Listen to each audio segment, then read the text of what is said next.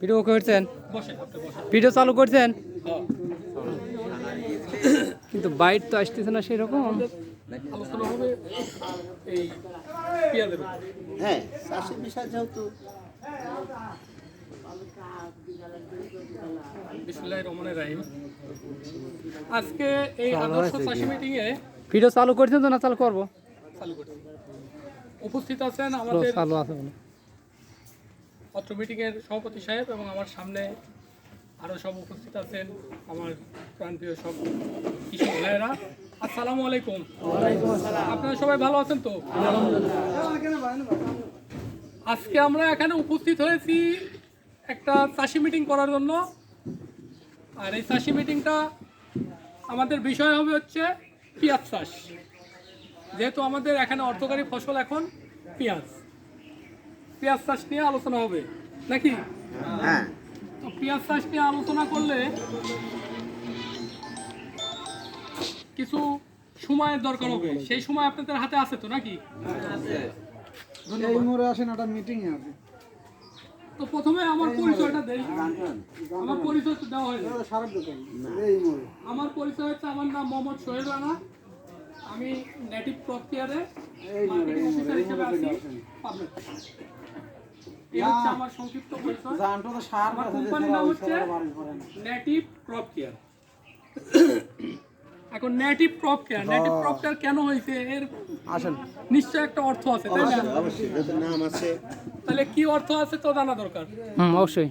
এই নেটিভ অর্থ নিজের, আসেন না নেটিভ অর্থ নিজের, ক্রপ অর্থাৎ ফসল, কেয়ার অর্থাৎ যত্ন নেওয়া, অর্থাৎ নিজের ফসল যত্ন নেওয়া। এই হচ্ছে আমাদের এই কোম্পানির হচ্ছে মূল থিম।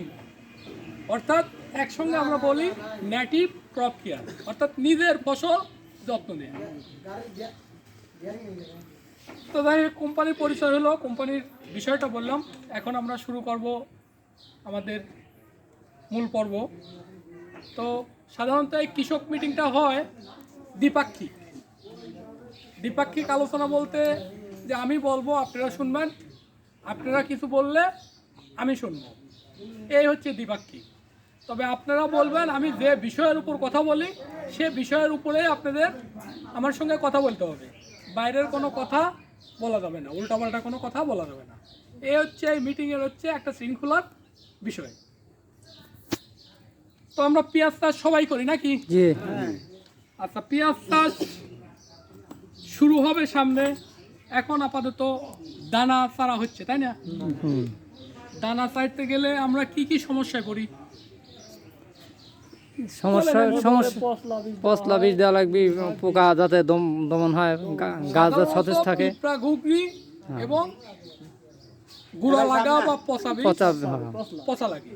আচ্ছা, মশলা গা সব ভরিয়ে দেয়, এইগুলি মারা লাগে, এইগুলো বড় সাধারণত আমরা যে ঘুগনি এবং পিঁপড়ার যে আক্রমণ হয় তার থেকে যদি আমরা না বাঁচতে পারি তাহলে আমাদের কাঙ্ক্ষিত ফসল আসবে না, অর্থাৎ টার্গেট হবে না। 1 কেজি দানা ছাড়লে 1 বিঘাতে হবে। যদি আমরা এই পিঁপড়া এবং ঘুগনিকে দমন করতে না পারি তাইলে দেখা যায় যে পরে দানা লাগাইতে গেলে আধা বিঘাই হয় না, তাইলে আধা বিঘা লস হয়। ওই আধা বিঘা আমাদের কিনতে গেলে অনেক টাকা ড্যামারেজ দিতে হয়। কাজে আমরা ঘুগনি এবং পিঁপড়াকে দমন করব কিভাবে? আমাদের উপায় আছে। আমাদের এখানেও আছে মঙ্গল নাম। হ্যাঁ, এই মঙ্গল নামের একটা বিষ আছে। এটা একটু ব্যতিক্রমী বিষ, সাধারণত অন্য কোনো কোম্পানিতে খুঁজে পাবেন না। এটা হচ্ছে 40HC, এটা দুধের মতো ঘন একটা বিষ। এটার মধ্যে ইমিডাক্লোরপিড 30% এবং ল্যামডা সাইলোথিন 10% আছে। এইটা যদি আমরা ব্যবহার করি তাহলে পিঁপড়া এবং ঘুগনি থেকে রক্ষা পাবো। তাহলে এটা আমরা কেমনে ব্যবহার করবো সেটা জানা দরকার। আচ্ছা, এটা ব্যবহার করবো হচ্ছে পিঁপড়া এবং ঘুগনির জন্য। আমরা চাষ শেষ, আমরা দানাটা ছাড়বো, তার আগ মুহূর্তে কিছু সারের সাহায্যে এই বিষটা মাখায়া আমরা উপরিভাগে ছিটাবো। ছিটানোর পরে তারপর আমরা এই দানাটা ছিটাই দেবো, ছিটায় সমান করে দেবো। তাইলে পিঁপড়া এবং ঘুগনি থাকবে না। এটা হচ্ছে পিঁপড়া এবং ঘুগনি তাড়ানোর হচ্ছে একটা উপায়। পরবর্তীতে যখন দানাটা একটু ট্যাক নেয়, দেখবেন যে ভোরে যখন আমরা মাঠে যাই দেখবেন যে প্রচুর পরিমাণে দেখা যায় যে একটা দানাও মিস হয় না। কিন্তু কয়েকদিন পরে যখন বড় হয় তখন আর দেখবেন যে এই দানার ওইভাবে নাই, অনেক ফাঁক ফাঁক আকারে আছে, যা আশা করছিলাম তা নাই। তাহলে কই গেল? তাহলে আমি ঘুগরিও মারলাম, আমি পিঁপড়াও মারলাম, তাহলে গেল কই? তাহলে নিশ্চয়ই কোনো কারণ আছে। ওইটাকে আমরা সাধারণত বলি, আমি সাথিয়ার মানুষ, আমরা গুড়া লাগা বলি, বুঝলেন? যে গুড়া লাগছে, গুড়ানি লাগছে, অর্থাৎ পয়সা নিমেষের মধ্যে ওটা ফিনিশ হয়ে যায়। তাহলে সেটা থেকে আমাদের রক্ষা করা লাগবে। রক্ষা না করলেও আমাদের দানা প্রচুর নষ্ট হবে, পরে আমাদের অনেক টাকা দিয়ে কিনতে হয় এবং দেখা যায় যে ওই সময় লোক পাওয়া যায় না, লোক পাইলে দানা পাওয়া যায় না, বিভিন্ন রকম সমস্যা। বাইরের থেকে দানা কিনলে যে জাতের কিনবো সে জাতের হচ্ছে না, অনেক সমস্যা হয়। কাজে আমরা যদি গুড়ানি লাগাটা যদি রোধ করতে পারি তাহলে আমাদের দানাটা সুন্দর হবে এবং আমাদের লাগানোর জন্য উপযুক্ত দানা আসবে। তাহলে আমরা সেই গুড়া লাগা দূর করব কি দিয়া? আমাদের ওষুধ আছে, আমাদের সমাধান আছে, সেটা হচ্ছে এই কপাল। কপাল আমাদের সমাধান। গুড়া লাগার জন্য এই কপাল সমাধান। কপাল হচ্ছে এইরকম দেখতে, ওই যে প্যাকেট ওখানে দেখতেছেন, এই হচ্ছে এর মধ্যে হালকা আকাশি কালারের একটা পাউডার আছে। এইটা যদি আমরা ব্যবহার করি একটা দানাও ঢলে পড়বে না, এটা আমি চ্যালেঞ্জ করে দিচ্ছি। এটা আর সেটাও আমি বলে দেবো কখন দেব।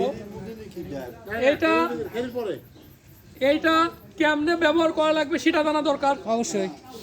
তাইলে আমরা কেমনে ব্যবহার করা লাগবে সেটাও আমরা বলে দিচ্ছি। এটা দুই ভাগে ব্যবহার করা যায়। একটা হচ্ছে দানা চারার সময় দানার সাথে মাখায়া, যদি বাই চান্স মিস হলো যে দানাতে মাখা দেয়নি তাইলেও তো দরকার। তাইলে দানা হালকা ট্যাক নেওয়ার সঙ্গে সঙ্গেই আমাদের এটা স্প্রে করতে হবে। তাইলে আমরা কি স্প্রে করব? কপাল। কপাল কপাল আমরা মাখাও দিতে পারবো, স্প্রেও করতে পারবো। তাইলে এই দুই ভাগে আমরা এই দানাকে রোধ করতে পারবো। দানার পচন এবং ঘুগরি দুইটা সমাধান দিলাম। আমরা ঘুগরির জন্য কি সমাধান দিছি? মঙ্গল। একটু জোরে বলেন, আমরা অনেক লোক আছে। কি সমাধান? পচনের জন্য আমরা কি দিছি? মঙ্গল। পচনের জন্য কপাল। কপাল। আচ্ছা, আমার এই কপাল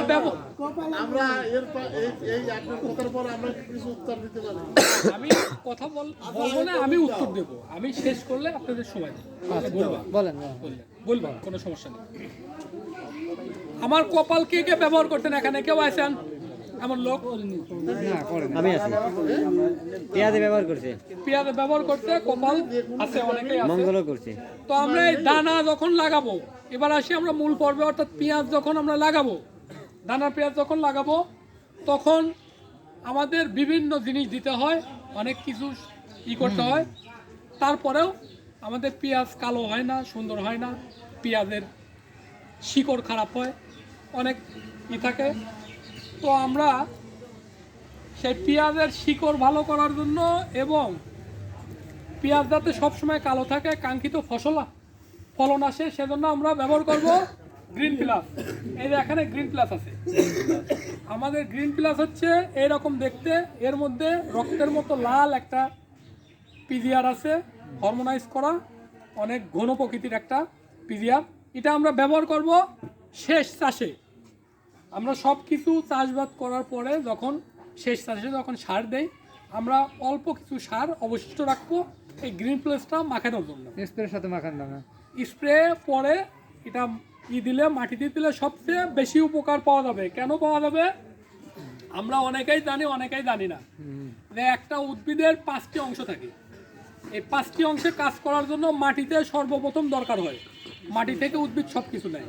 এই 5টি অংশ শিকড়, কাণ্ড, পাতা, ফুল এবং ফল, এই 5টি অংশ থাকে। এই 5টি অংশ আমরা স্প্রে করলে সমানভাবে দিতে পারবো না। যদি আমরা মাটিতে দেই তাহলে মাটির থেকেই প্রথমে শিকড়ের সাহায্যে এরা নিয়ে থাকে। যদি শিকড়ের সাহায্যে নেয় তাইলে 5টি অংশে সমানভাবে এরা নিতে পারবে। আর এটা মাটিতে ব্যবহার করলে শিকড় অনেক ভালো থাকবে, শিকড় দেখা যাবে। এটা আপনি মাটিতে দেওয়ার পরে তো সেচ দিবেন, সেচ দিলেই ফসল নিয়ে নেবে। সেটাই তো বলতেছি। এইভাবে নিতে হয়। তো এটার ডোজটা জানা দরকার, তাই না? এটার ডোজ কতটুকু?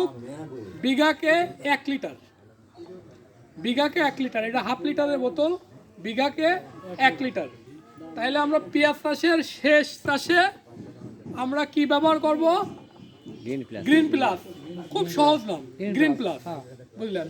কঠিন কোনো নাম না। আমরা যে এতগুলো প্রোডাক্টের নাম বলতেছি কোনোটাই মানে অসামঞ্জস্য নাম না। যেমন কপাল, কপাল সবাই বলতে পারে, এ কপাল নাই এমন কোন লোক নাই। এ কপাল। তারপরে মঙ্গল একটা বারের নাম। প্রত্যেকটা মানুষই শিক্ষিত হোক বা কম শিক্ষিত হোক, সবাই বারের নাম জানলে মঙ্গল নাম বলতে পারবে। আর এই গ্রিন প্লাস, গ্রিন প্লাসটা একেবারেই খুব সাধারণ নাম। গ্রিন প্লাসও নাম মনে রাখতে পারবে।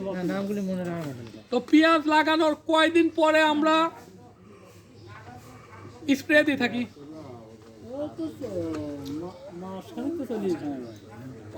20 দিন বা 20-25 দিন পরে আমরা একটা স্প্রে দিয়ে থাকি।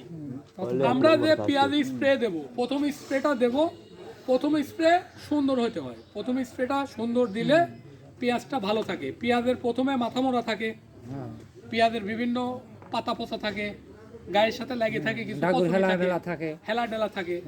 এইটার জন্য আমরা সবচেয়ে ভালো ওষুধ ব্যবহার করব।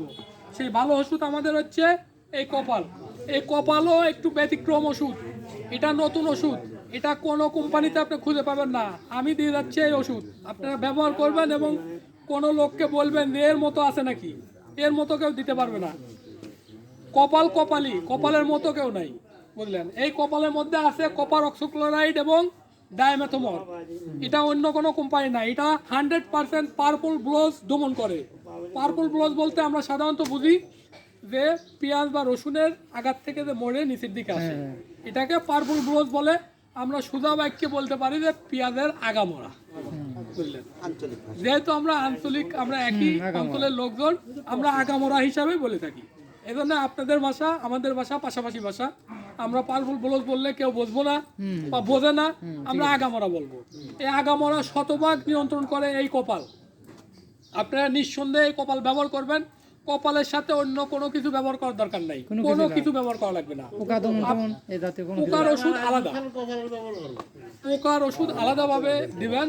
আর এই কপালটা শুধু এই ছত্রাকনাশকটা টিউবওয়েলে পানি দিয়ে স্প্রে করবেন, শতভাগ কাজ পাবেন এবং কোনো আগামরা রোগ থাকবে না। পোকা মারা তাহলে পরে দিতে হবে, পোকা মরা একটু পরে দিবেন। প্রথম স্প্রে যদি আমরা এই কপাল দেই, তাহলে এই কপাল কিভাবে দেব এবং ডোজ কতটুকু জানা লাগবে না? এর ডোজও খুব কম, 100 গ্রাম 1 বিঘা। 1 বিঘা অর্থাৎ 16 লিটারের যদি আপনি করেন, এটা 4 কল হবে। আর যদি 20 লিটারে করেন তাহলে 3 কল হবে, অর্থাৎ 60 লিটার পানি করা যাবে। 60 লিটার সুন্দর করে পানি করে স্প্রে করে দিবেন। ভয়ের কোনো কারণ নাই, এর কোনো পার্শ্ব প্রতিক্রিয়া নাই। এ শুধু উপকারই করতে পারে, অপকার করতে পারে না এই ওষুধ, বুঝলেন? আপনি এটা ব্যবহার করবেন, 2-3 দিন পর থেকে দেখবেন যে ফসল পরিবর্তন হচ্ছে, বুঝলেন? এটা ব্যবহার করার সঙ্গে সঙ্গে আপনি বুঝতে পারবেন না যে এটা মেজিক না যে আমি দিলাম হয়ে গেল। এটা এমন একটা ওষুধ, এর মধ্যে যে প্রিপারেশনটা আছে একদম নতুন, একদম ব্যতিক্রমী। এই কপার অক্সিক্লোরাইডের কোনো পার্শ্ব প্রতিক্রিয়া হয় না। আপনি যারা জানে তারা এ বিষয়ে বলতে পারবে, তবু আমি বলে দিচ্ছি, আমি চ্যালেঞ্জ করে দিচ্ছি যে এর কোনো পার্শ্ব প্রতিক্রিয়া হয় না। তাইলে আমরা প্রথম স্প্রে কপাল দেব। প্রথম স্প্রে দেওয়ার 5-6 দিন পরে যদি পোকা মারার ওষুধ দিতে হয়, তাহলে পোকা মারার জন্য আমরা এই মঙ্গল ব্যবহার করব। এই মঙ্গল, ইমিডাক্লোপিড এবং ল্যামডাসাইলোথিন, এটা কম্বাইন্ড ওষুধ। এটা দিলে অন্য